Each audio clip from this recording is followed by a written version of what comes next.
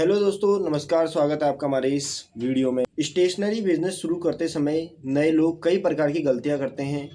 ये कौन सी गलतियां हैं और इन गलतियों के समाधान क्या रहेंगे और रियल लाइफ एग्जांपल क्या हैं इन गलतियों के, उसको भी हम इस वीडियो में दोस्तों पूरा समझेंगे। तो दोस्तों, पहली गलती है गलत लोकेशन का चुनाव करना। गलत लोकेशन का चुनाव आप इस चीज़ के लालच में आकर कर देते हो कि इस दुकान का किराया कम है, और वह दुकान कभी कभी ऐसा होता है कि वो गली के अंदर होती है या फिर ऐसी प्रतिस्पर्धा वाली जगह पे होती है। तो वहाँ पे आप लोग कम किराए के लालच में अपनी दुकान शुरू कर देते हो, जिससे कई बार क्या होता है, कस्टमर आपकी दुकान पे नहीं पहुँच पाता है। तो दोस्तों, इस बात को हम एक एग्जाम्पल की मदद से समझेंगे। राम ने स्कूल से 2 किलोमीटर दूर अपनी स्टेशनरी शॉप खोली, लेकिन वहाँ कस्टमर बहुत कम थे। 6 महीने बाद उसने दुकान बंद कर दी और स्कूल के पास एक नई जगह ली, जहां उसका बिजनेस तेज़ी से बढ़ने लगा।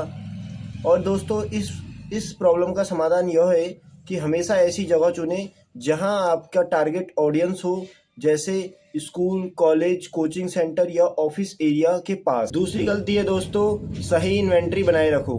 कई बार क्या होता है, दुकानदार मार्केट की चीज़ों को देख के ज़्यादा से ज़्यादा स्टॉक अपनी दुकान पर भर लेता है, लेकिन उसकी दुकान से सामान जल्दी से जल्दी सेल नहीं हो पाता है, क्योंकि दुकान पे जिस तरीके के कस्टमर आते हैं उस तरीके का सामान उनको नहीं मिल पाता है। उसने कई बार महंगी चीज़ें अपनी दुकान में रख ली होती हैं और उससे सस्ती चीज़ें कस्टमर की डिमांड के अनुसार उसकी दुकान पे नहीं मिलती हैं। तो दोस्तों, इस बात को हम लोग एक एग्जाम्पल की मदद से समझते हैं।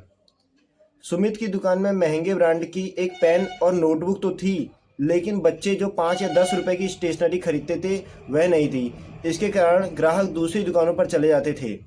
दोस्तों, इस बात का समाधान यह है कि स्कूल और ऑफिस के हिसाब से ज़रूरी सामान रखें। लोकल ब्रांड और बजट फ्रेंडली प्रोडक्ट का स्टोर भी आपको दुकान पे ज़रूर करना चाहिए। तीसरी गलती है दोस्तों, अधिक उधारी देने से बचें। कई बार क्या होता है दोस्तों, हम लोग अपने कस्टमर बनाने के चक्कर में बहुत ज़्यादा उधारी दे देते हैं और बहुत ज़्यादा उधार हो जाता है और दुकान का चलना मुश्किल हो जाता है।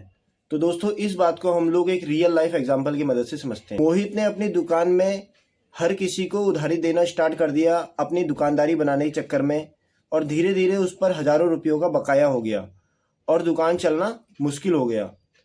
इस तरीके का समाधान यह है दोस्तों कि केवल भरोसेमंद ग्राहकों को सीमित उधारी दें और उधारी के रिकॉर्ड को सही से मेंटेन करें और समय पर भुगतान लेने का सिस्टम बनाएं। चौथी गलती है दोस्तों, आप लोग इस डिजिटल भरे ज़माने में भी अभी तक डिजिटल नहीं बन पाए हो। अपने डिजिटल सिस्टम को अपनाएं।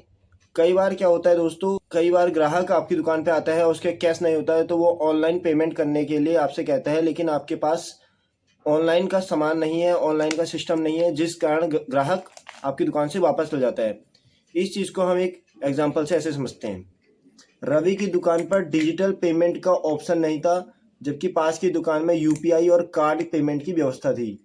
ग्राहक अक्सर दूसरी दुकान को प्राथमिकता देते थे, और इस बात का समाधान यह है कि यूपीआई पेमेंट, गूगल पे जैसे डिजिटल पेमेंट आपकी दुकान पे आप सुविधाएं दें, और व्हाट्सएप पर ऑर्डर लेने और ऑनलाइन डिलीवरी का विकल्प भी रखें।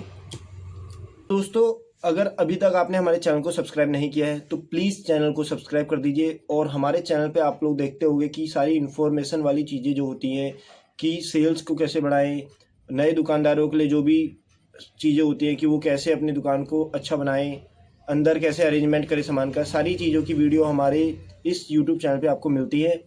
तो हमारे चैनल से जुड़ने के लिए चैनल को सब्सक्राइब जरूर करना और शेयर जरूर करना। पांचवा और अंतिम पॉइंट है दोस्तों, कस्टमर के संग आपका अच्छा व्यवहार ना होना।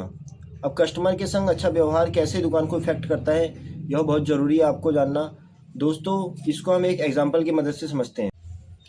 आनंद की दुकान पर ग्राहक तो आते थे, लेकिन उसका स्टाफ अच्छा व्यवहार नहीं करता था। धीरे धीरे लोग दूसरी दुकानों पर जाने लगे, और इस बात का समाधान यह है कि दोस्तों, हमेशा ग्राहकों से विनम्र और मददगार तरीके से बात करें। कस्टमर की फीडबैक को सीरियसली लें और सुधार करें। कस्टमर के साथ दोस्तों आपको अच्छा व्यवहार करना बहुत ज़रूरी है, जिससे आपकी दुकान बढ़ेगी।